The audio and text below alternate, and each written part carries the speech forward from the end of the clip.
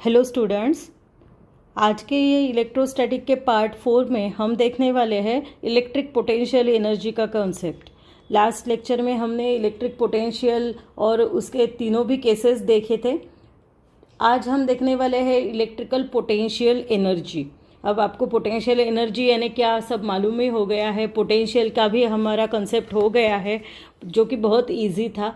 उसी के बेस पे अब हम आज देखने वाले हैं expression for potential energy of a system of 2 point charges. ठीक है, और दूसरा एक्सप्रेशन देखने वाले हैं कि expression for potential energy of a system of n point charges. ठीक है, तो चलो स्टार्ट करते हैं। अब पोटेंशियल एनर्जी यानी क्या, आपको तो मालूम ही है इलेक्ट्रोस्टैटिक पोटेंशियल एनर्जी क्या है। मैं जस्ट थोड़ा सा रिवाइज करती हूँ इसको। इलेक्ट्रिक पोटेंशियल एनर्जी मीन्स क्या है, तो इलेक्ट्रिक पोटेंशियल एनर्जी यहाँ पे लिखेंगे इलेक्ट्रिक पोटेंशियल एनर्जी। क्या है electric potential energy of a system of point charges अगर हम कंसिडर कर रहे हैं तो it is the total amount of work done. क्या है वो? Total amount of work done. सबने ये लर्न करनी चाहिए। ठीक है, डेफिनेशन वर्क डन है। अब ये वर्क डन क्यों हो रहा है? तो इसलिए हो रहा है to assemble the system of charges from bringing them from infinity to their present location. यानी एखादा चार्ज जो है वो इन्फिनिटी पे है तो ये प्रेजेंट लोकेशन पे सपोज ओ पॉइंट पे उसको लाना है। ठीक है, तो असेंबल करना है हमको सिस्टम को। कैसे असेंबल करना है? For bringing that charges from infinity to their present location. Infinity से उसको ब्रिंग करना है ये प्रेजेंट लोकेशन तक। ओके, समझ में आया आपको? तो क्या है electric potential energy? It is the total amount of work done. और किसके लिए हो रहा है? To assemble the system of charges. किसके लिए हो रहा है? To assemble the system of charges. ठीक है, और कैसे हो रहा है ये असेंबल? कैसे हो रहा है? तो अब बाय ब्रिंगिंग देम। कहाँ से ब्रिंग कर रहे हैं? From infinity. कहाँ से ब्रिंग कर रहे हैं? From infinity. और कहाँ पे ला रहे हैं? To their present locations.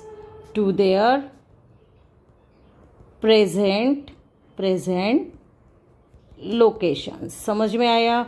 ये वर्क डन कभी भी स्टोर होता है in the form of potential energy. ये हमने पढ़ा हुआ है जब छोटे से स्टैंडर्ड में थे तब से पढ़ रहे हैं कि work done is stored in the form of potential energy. Work done कैसा स्टोर होता है? In the form of potential energy. अब इलेक्ट्रिक पोटेंशियल एनर्जी यानी क्या? It is the total work done to assemble the system of charges. किसके लिए work done हो रहा है? असेंबल करने के लिए सिस्टम ऑफ चार्जेस को। और कैसे हो रहा है? बाय ब्रिंगिंग देम, यानी वो चार्जेस को ला रहे हैं। और कहाँ से ला रहे हैं? फ्रॉम इन्फिनिटी से ला रहे हैं। और कहाँ पर ला रहे हैं? To their present locations. ठीक है, इलेक्ट्रिक पोटेंशियल एनर्जी की डेफिनेशन समझ में आई। ओके, तो हम अब देखेंगे इसका जो potential energy of a system of 2 point charges का डेरिवेशन है, इसको अब हम देखेंगे। तो यहाँ पे आपको डायग्राम में दिखाई दे रहा है। यहाँ पे हम कंसिडर कर रहे हैं 2 पॉइंट चार्जेस। 2 चार्जेस हम कंसिडर कर रहे हैं। First one is known as Q1, second one is Q2। Q1 and Q2 are the 2 point charges. And अब यहाँ पे जो O दिखाई दे रहा है, this is the origin. And from origin O से A की पोजीशन यानी Q1 A पे है और Q2 B पे है, B पॉइंट पे है। ठीक है, तो इनका जो पोजीशन वेक्टर बोलते हैं, पोजीशन वेक्टर की डेफिनेशन हमने 11th स्टैंडर्ड में देखी है कि it is the distance from the origin से जो डिस्टेंस रहता है, it is the vector drawn from the origin up to the present location of the point और particle, it is known as position vector. अब position दिखाता है वो कहाँ पे है, यानी अब ए पोजीशन पे है और ये डिस्टेंस कितना है, so it is position vector r1 कितना है, फिर r1 है। और सेकेंड पोजीशन वेक्टर यानी q2 कहाँ पे है, पोजीशन कहाँ दिखा रहा है, तो कितने डिस्टेंस पे है, तो r2 is the position vector for the charge q2। Okay अब हम देखेंगे कि क्या वर्क डन होता है। ठीक है, तो जो अभी हमने बोला पहले वो इतना लिख लेते हैं। फर्स्ट लिखेंगे कैसे कि इतने पॉइंट चार्जेस हम कंसिडर कर रहे हैं, कंसिडर 2 पॉइंट चार्जेस। हमने 2 पॉइंट चार्जेस को कंसिडर किया है। कौन से 2 पॉइंट चार्जेस है, Q1 एंड Q2, ये 2 पॉइंट चार्जेस है। ठीक है, और R1 एंड R2 क्या है, पोजीशन वेक्टर्स है टू सम ओरिजिन O। ठीक है, तो सेकंड लिखेंगे vector R1 and vector R2 are position vectors. क्या है ये दोनों, position vectors to some origin O।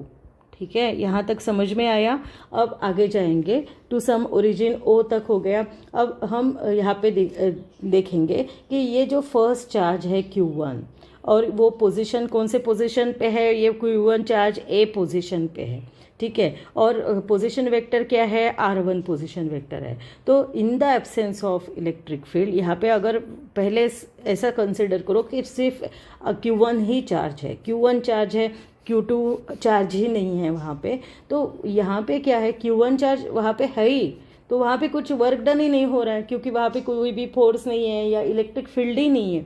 तो in the absence of electric field no work is done while bringing first charge Q1 to the position A। अब हम A को ला रहे हैं बट वहाँ पे कोई इलेक्ट्रिक फील्ड ही नहीं है। अब in the absence of electric field the work done is equal to 0। ठीक है, वर्क डन क्या होगा, 0 होगा। तो ये हम लिखेंगे नो वर्क इज डन, कोई भी वर्क नहीं हो रहा है वाइल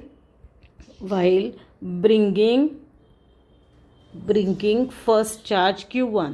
ठीक है, वाइल ब्रिंगिंग Q1, सिर्फ मैं Q1 लिखती हूँ, कहाँ पे ला रहे हैं, to the position A, position A पे ला रहे हैं due to absence of electric field, due to absence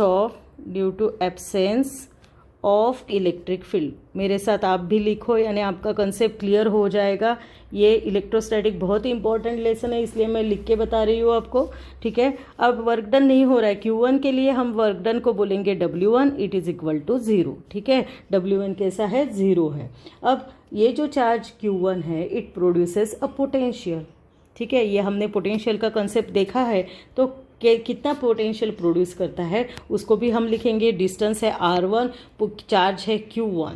ठीक है, तो कैसा रहता है पोटेंशियल का फॉर्मूला, V1। अब Q1 के लिए पोटेंशियल है suppose V1 is equal to 1/4πε0, और क्या रहेगा, चार्ज Q1 किसका पोटेंशियल है, Q1 का, और डिस्टेंस कितना है, R1। ठीक है, suppose this is equation number 1। तो यहाँ पे हमको लिखना पड़ेगा चार्ज Q1 प्रोड्यूसेस क्या प्रोड्यूस करेगा, ए पोटेंशियल। ठीक है, चार्ज Q1 क्या प्रोड्यूस कर रहा है, पोटेंशियल इन स्पेस।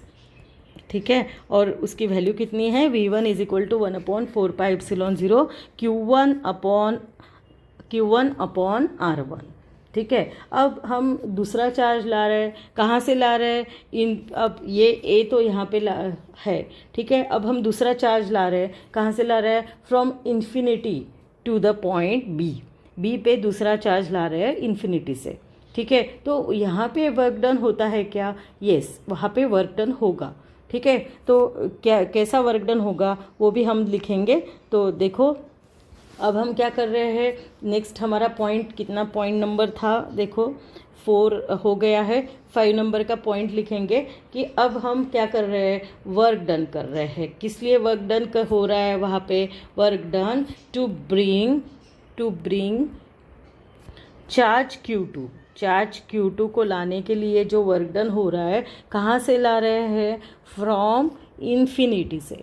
कहाँ से ला रहे हैं, फ्रॉम इन्फिनिटी से ला रहे हैं, और कहाँ पे ला रहे हैं, टू बी पॉइंट पे, ठीक है। बी पॉइंट पे ला रहे हैं तो क्या वर्क डन है, तो उसको लिखेंगे W2, ठीक है। Q2 का है वर्क डन, इसलिए लिखेंगे W2 इज इक्वल टू, अब ये हमने देखा हुआ है वर्क डन कैसा रहेगा, there is electrostatic force against that electrostatic force रहेगा ना, तो क्या आएगा, Q1 रहेगा, दोनों में फोर्स रहेगा, तो 4 पाई एप्सिलॉन 0, और यहाँ पे क्या आएगा, अब ये जो डिस्टेंस है, देखो मैं यहाँ पे लिखती हूँ, ये आपको AB दिखाई दे रहा है, तो A और B के बीच में दोनों कितने दूरी पे है, दो charges, they are at R12 distance, ठीक है। The distance between the two charges, AB की वैल्यू कितनी है, AB is equal to R12 है, ठीक है। अगर मैग्नीट्यूड कंसिडर करते हैं तो AB इज इक्वल टू क्या आएगा, R12 आएगा। तो हम कैसा लिखेंगे, अब इसको वर्क डन कैसा लिखेंगे, इसका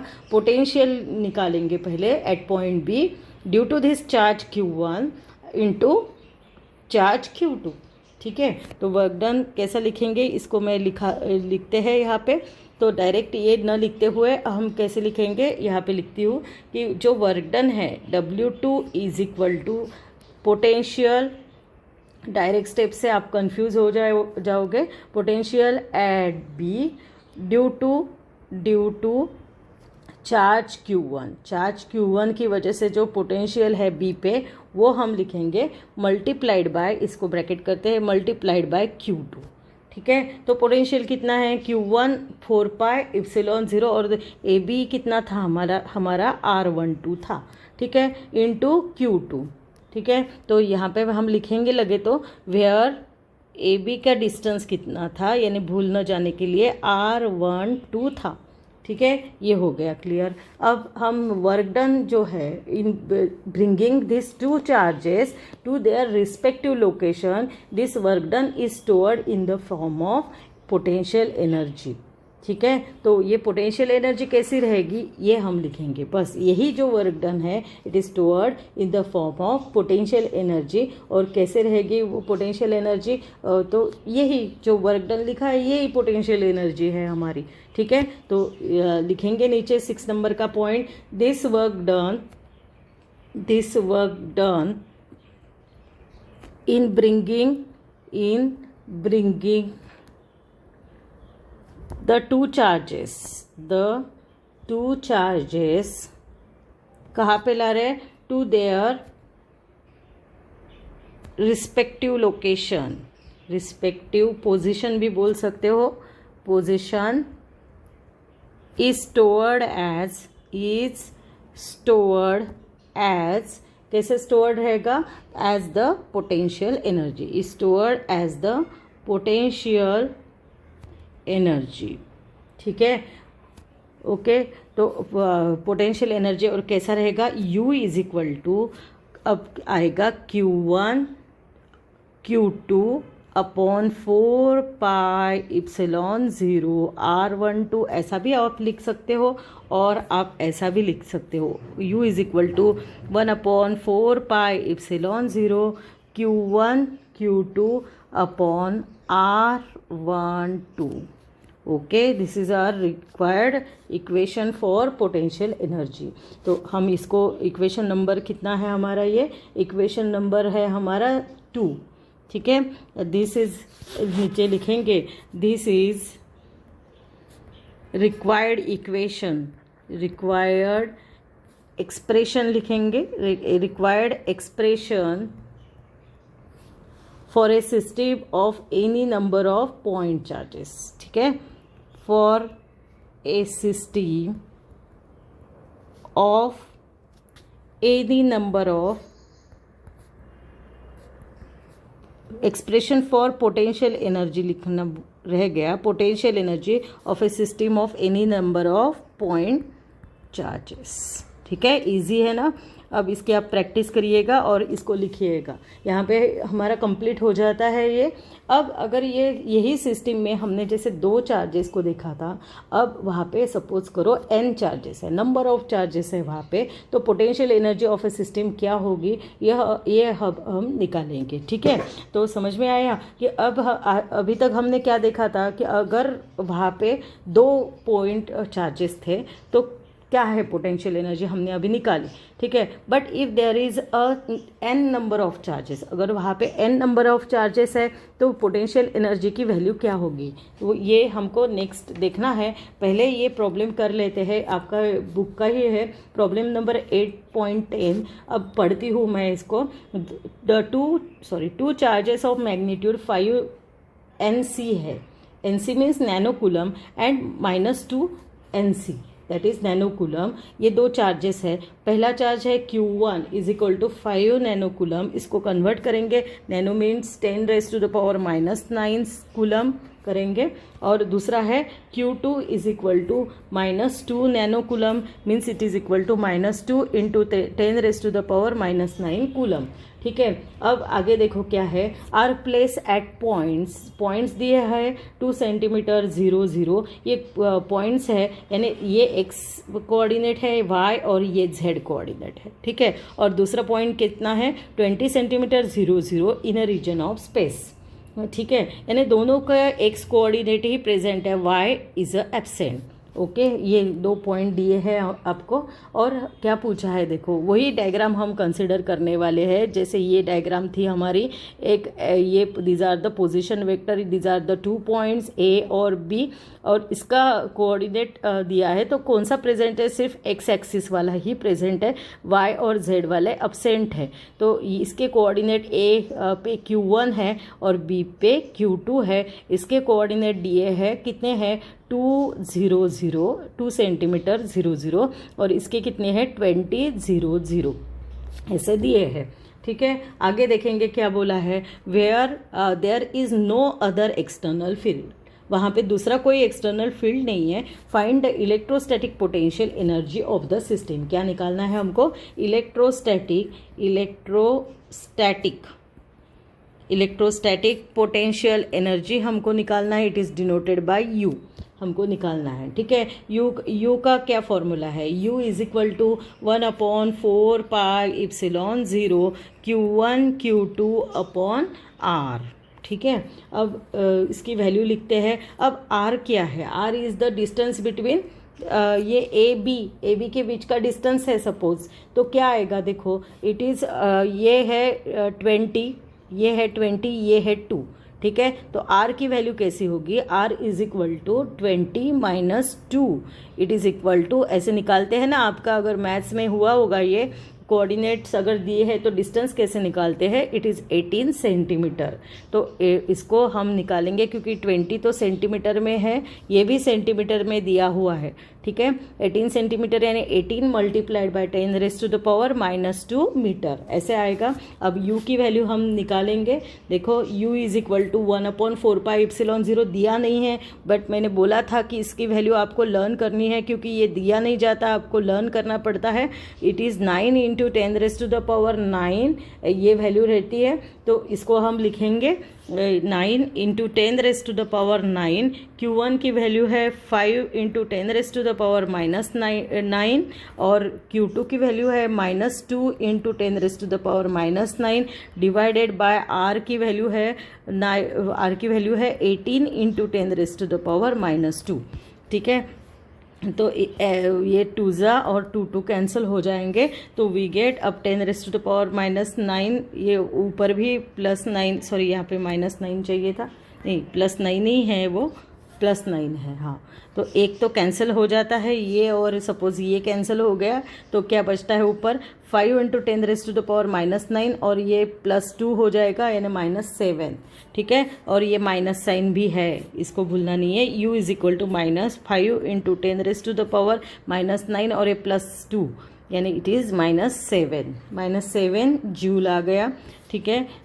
यही आंसर है, बट आपके बुक में आपको दिख रहा है आंसर इसलिए, और आंसर दिया है, कैसे दिया है देखो, U इज इक्वल टू, अब माइक्रो में उसको कन्वर्ट किया है, माइक्रो यानी 10⁻⁻6 -6 के लिए एक जो बचता है इसको दे देते हैं। It is 0.5 × 10⁻⁻6 joule, it is equal to -0.5 micro joule, ठीक है। तो this is the value of electrostatic potential energy, okay. समझ में आया, बहुत ही ईजी था, सिर्फ फॉर्मूला आपको लर्न करना पड़ेगा, ये वैल्यूज़ आपकी लर्न होनी चाहिए, ठीक। ठीक है, समझ में आया।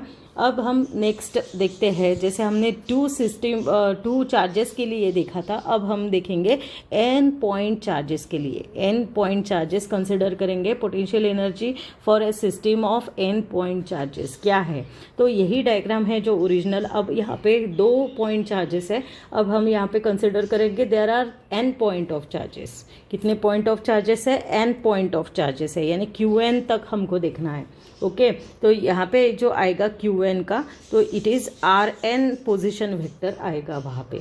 ठीक है, तो कैसे निकालेंगे, अब हम इसको देखते हैं जैसे कैसे करते हैं। देखो इसको, तो पहले अब ये हमने जैसे ये डायग्राम रेफ़र किया है, आपको ये सब वही रिपीटेडली अब मैं बताती नहीं हूँ, डायरेक्टली हम लिखेंगे कि suppose there is a charge Q3, ठीक है, और वो Q3 को हम ब्रिंग कर रहे हैं फ्रॉम इन्फिनिटी से।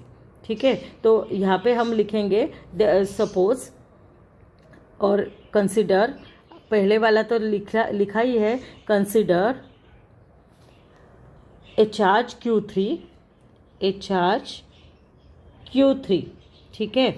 अब क्या करेंगे हम, in bringing charge Q3, in second number लिखती हूँ, ब्रिंगिंग, इसको ब्रिंग कर रहे हैं हम, जैसे Q1 Q2 का आपने देखा ही है। अब Q3 को अगर ब्रिंग करना है, ब्रिंगिंग ए चार्ज Q3 को ब्रिंग करेंगे कहाँ से? फ्रॉम इन्फिनिटी से। कहाँ से ब्रिंग करेंगे? फ्रॉम इन्फिनिटी टू, अब कहाँ पे लाएंगे ये Q3 को? ये C पॉइंट पे लाएंगे। ठीक है, ये C पॉइंट पे लाएंगे। ओके, यहाँ पे आएगा आपका Q3। अब मैं ये डायग्राम को मॉडिफाइड कर रही हूँ, ठीक है, तो क्या लिखेंगे अब? इन्फिनिटी टू C पॉइंट पे ला रहे हैं, ठीक है, और C पॉइंट, और इसका पोजीशन वेक्टर कितना है? R3 है। पोजीशन वेक्टर यानी ओरिजिन से उसका डिस्टेंस कितना है? R3 है। ठीक है, तो ब्रैकेट में मैं लिख के रखती हूँ, पोजीशन वेक्टर है R3। तो वर्क डन हो रहा है, work has to be done, एक वर्क डन हो रहा है वहाँ पे, और ये वर्क डन कैसे हो रहा है? Against electrostatic force of both Q1 and Q2। Q1 और Q2 का इलेक्ट्रोस्टैटिक फोर्स रहेगा, और against that force work done हो रहा है। ठीक है, work is to be done against electrostatic forces.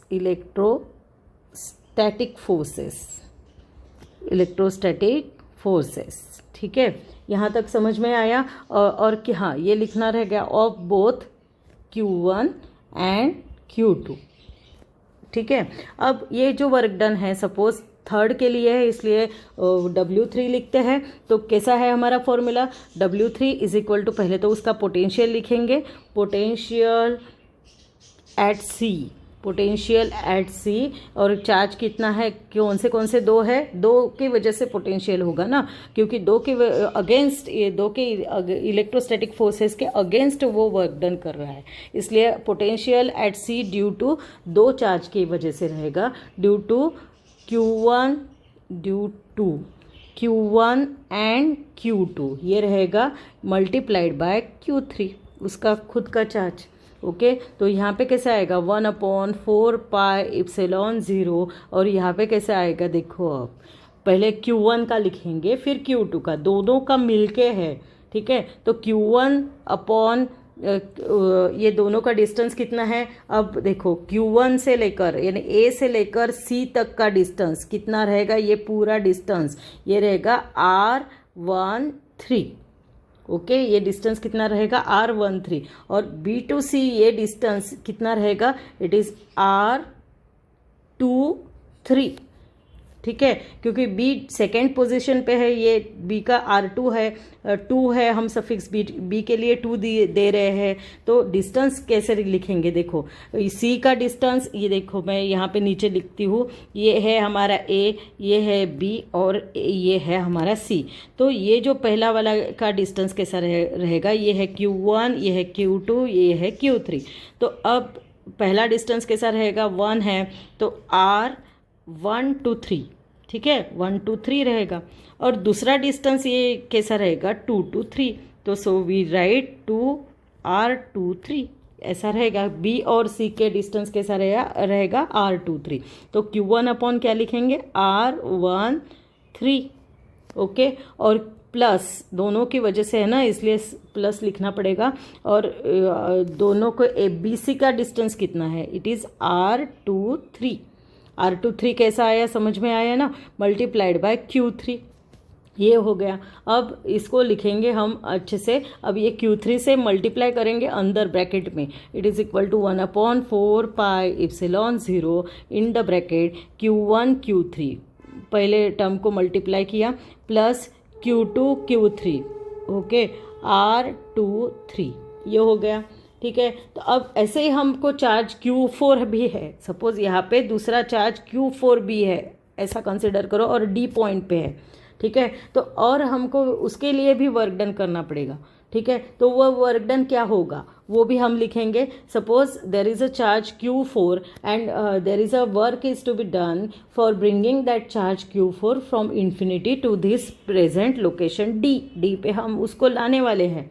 ठीक है, तो क्या होगा वर्क डन, सेम ऐसे रहेगा, बट वहाँ पे अब यहाँ पे देखो, अब यहाँ पे Q4 ऐड हो गया है और D पोजीशन पे उसको लाना है। तो जैसे Q4 के लिए ये D पोजीशन तक ये A का डिस्टेंस कितना हो जाता है, R14 हो जाता है।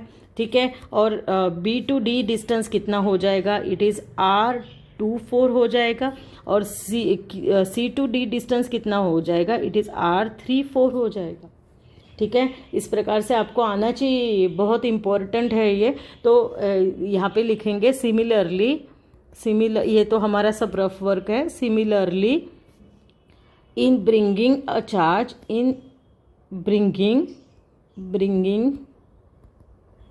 ए चार्ज, कौन सा चार्ज ला रहे हैं, Q4 from infinity two point D, infinity से लेकर D तक आ रहा है, तो जो वर्क कितना होता है वो लिखेंगे।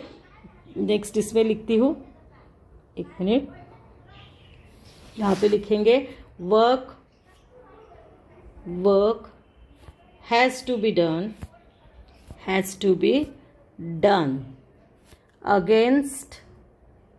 Against electrostatic forces. अब कितने चार्ज, अब फोर्थ वाले को लाना है, तो ऑलरेडी कितने प्रेजेंट है, ऑफ Q1 भी प्रेजेंट है, Q2 भी प्रेजेंट है। जब Q1 आया था तो कोई नहीं था, इसलिए वर्क डन 0 था। Q2 आया तो Q1 था, इसलिए Q1 और Q2 का मिलके लिखा। अब Q3 आया तो Q1 Q2 दोनों भी थे, इसलिए Q3 का लिखा। अब Q4 आएगा तो तीनों भी प्रेजेंट है। ठीक है, एक एक करके ऐड हो रहा है, तो क्या होगा, वर्क डन इस डिनोटे 4 के लिए है, इसलिए W4 लिखेंगे और उसका डायरेक्टली लिखेंगे। अब इसका कैसा लिखेंगे हम, देखो 1/4 पाई एप्सिलॉन 0 इनटू ब्रैकेट, जैसे पीछे वाले का लिखा था, एक मिनट, ये पीछे वाले का लिखा था Q1 Q2 अपॉन R13, तो इसके जगह क्या आएगा R14 2 4, सिर्फ 3 के जगह हमको 4 करना है, ये टैक्ट याद रखिएगा। तो Q1 Q3 Q2 Q3, अब यहाँ पे आएगा Q3 Q4, नेक्स्ट आएगा Q3 Q4, और यहाँ पे आएगा R14 R24, फिर नीचे आएगा R34, ऐसा आएगा। ठीक है, समझ में आया। तो नेक्स्ट इसमें लिखते हैं, देखो यहाँ पे ऊपर क्या आएगा, इट इज़ Q1 से लेकर 4 तक, 1 से लेकर 4 तक कितना डिस्टेंस है, यहाँ पे हम निकालते हैं। 1 से लेकर 4 तक कितना डिस्टेंस है, A to D, ये डिस्टेंस है। यहाँ पे Q1 है, यहाँ पे Q4 है, तो it is distance is R14। ठीक है, तो नीचे लिखेंगे R14, फिर प्लस Q2 से लेकर Q4 तक, तो Q2 से लेकर यानी B तक, B पे है Q2 हमारा, तो ये डिस्टेंस कितना है, ये डिस्टेंस है हमारा R2 से लेकर R4 तक। ठीक है, तो नीचे लिखेंगे R24 प्लस, अब बीच में है Q3 से Q4 तक कितना आएगा, फिर इट इज़ R34 आएगा, R34, तो यहाँ पे लिखेंगे Q3 to Q4, it is R34। ठीक है, इस प्रकार से समझ में आया आपको? तो ये है हो गया हमारा वर्क डन। अब इसी वजह से इसी तरह अगर हम लिखते जाएंगे और if there are n point charges, तो R1 R2 की वैल्यू कैसी होगी? It is up to Rn तक रहेगा ना। तो यहाँ पे लिखेंगे in this way if there are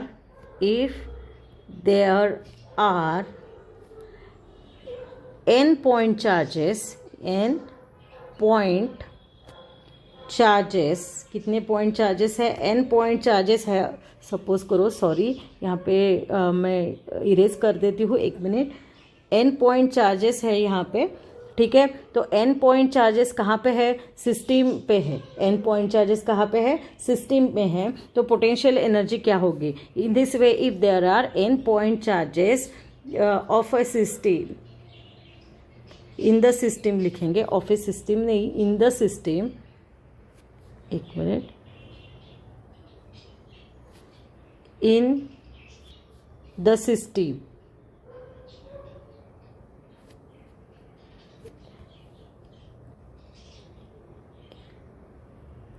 हाँ, इन द सिस्टम। थोड़ा सा प्रॉब्लम हो रहा है, टेक्निकल प्रॉब्लम है, 1 मिनट प्लीज़ वेट।